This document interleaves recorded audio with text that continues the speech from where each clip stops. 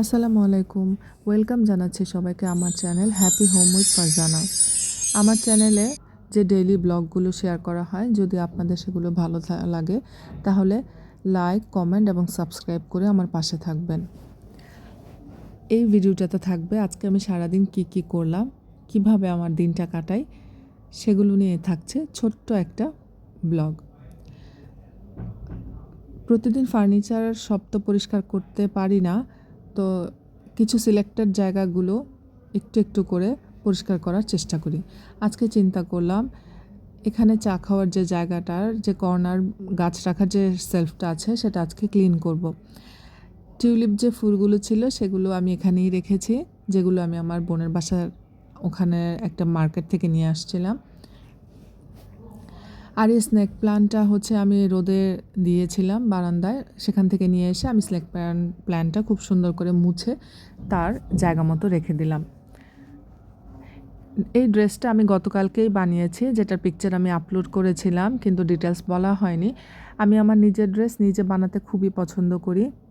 এটাতে আমি চিকন লেস ইউজ করেছি গলায় এবং ভি নেক দিয়েছি, আর হচ্ছে হাতায় একটু মোটা লেস ছিল আর চারপাশে লেস দিয়ে নিজের ড্রেসটা আমি মেক করেছি। যেহেতু আমি একটু বাইরে যাব তাই একটু ম্যাচিং করে সব কিছু সেট করে নিলাম।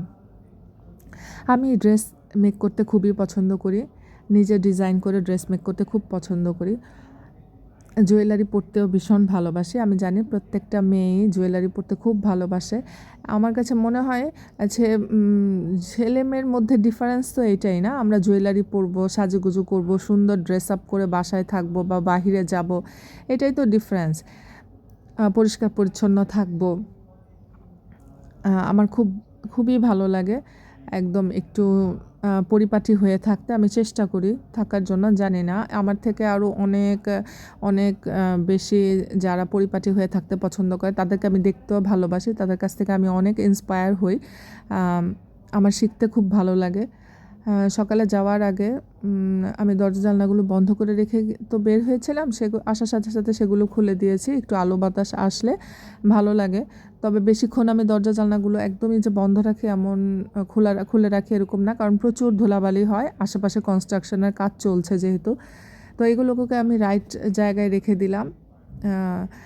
আমি আজকে হচ্ছে যাওয়ার আগে ঘরটা ঝাড়ু দিয়ে মুছে কমপ্লিট করে গিয়েছিলাম। জাস্ট এটা আমি রাইট জায়গায় রেখে দিলাম, কিন্তু আমার সোফাটা ঝাড়ু দেওয়া হয়নি, তাই একটু ঝাড় দিয়ে নিলাম। যদিও এখন ধুলা হবে, পরে আমার তো যেহেতু ঘর ঝাড়ু দিতেই হবে, নেক্সট আমি ঘর ঝাড়ু দিয়ে আবার নিব। এগুলো সব কমপ্লিট করে তারপর হচ্ছে একটু কিচেনে চলে যাই। আমার যে হেল্পিং হ্যান্ড আছে, উনি আমার হাঁড়ি পাতিলগুলো ধুয়ে একটা নির্দিষ্ট জায়গায় রেখে দেয়, ওখান থেকে আমি সব কিছু আবার আমি তাদের জায়গায় আমি রাখি।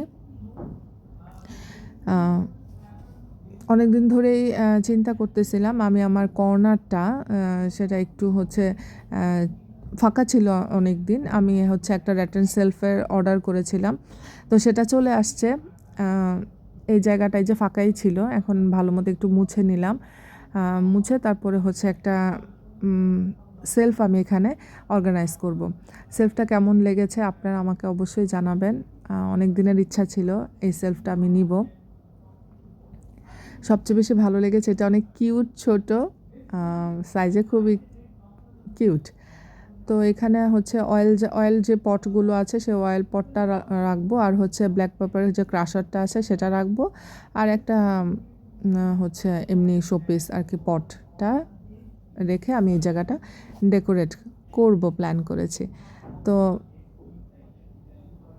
সেলফটা ডেকোরেশনটা আপনাদের কেমন লেগেছে কমেন্টস করে অবশ্যই জানাবেন।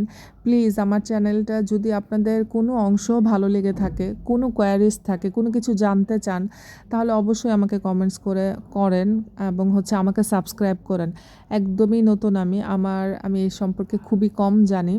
যদি কোনো কিছু ভুল হয়ে থাকে অবশ্যই ক্ষমা সুন্দর দৃষ্টিতে দেখবেন। আজকে আমি তেমন কোনো কিছু রান্না করব না। পটল এবং হচ্ছে ছোট মাছের একটা ঝোল করব, আর হচ্ছে একটু শাক রান্না করব চিন্তা করেছি। প্রথম পটলটা আমি ভেজে নিচ্ছি, মাছটা আমি ভেজে রেখেছি আগে। আজকে আমি দুটোটাই খুব ভালো করে ভেজে তারপরে হচ্ছে একটু একটু মানে অল্প ঝোল দিয়ে একটু ভুনা টাইপের করব আর কি।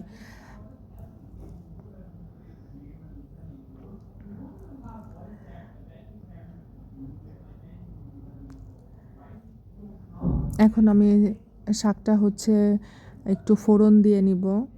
এর জন্য আমি পেঁয়াজ আর হচ্ছে রসুন এবং পরে শুকনো মরিচও অ্যাড করেছি। এগুলো একসাথে করে কাঁচামরিচও দিয়ে নিয়েছি, একসাথে করে একটু ফোড়ন দিয়ে নিব। আজকে মনটাও আমার বেশ ভালো, কারণ হচ্ছে রান্না করতে আমার ভীষণ একটা অসুবিধা হচ্ছে না, বেশ ভালো গ্যাস আমি পাচ্ছি। তাই এই তো 2 চুলাই ইউজ করতে পারছি। এপাশে হচ্ছে আমি শাকটা ফোড়নের জন্য রেডি করে ফেললাম, শাকটা দিয়েও দিলাম। একটু সবুজ সবুজ থাকলে হয় কি এটার ভিটামিনসগুলো থাকে। আমি অনেক বেশি ভাজা ভাজা করি না। আর হচ্ছে এখানে আমি মাছ আর হচ্ছে পটলের যে তরকারিটা সেটা হচ্ছে রেডি করার জন্য পেঁয়াজটা একটু বেশি পরিমাণেই দিব, যেহেতু একটু ভুনা থাকবে।